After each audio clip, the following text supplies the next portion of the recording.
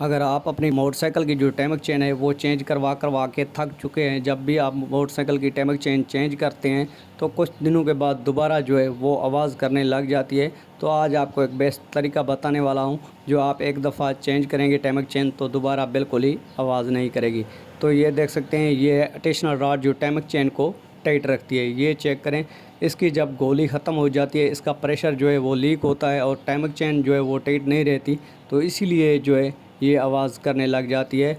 और अगर आपकी मोटरसाइकिल का ये स्प्रिंग जो है टैमक चेन वाला, ये चेक करें एडिशनल रॉड का, जब ये कमज़ोर हो जाता है तो उसकी वजह से भी ये आवाज़ करती है।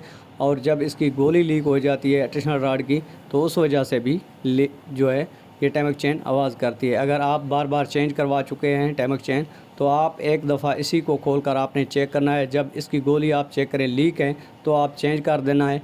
चेंज करने के बाद आपकी मोटरसाइकिल की जो टैमक चेन है वो कभी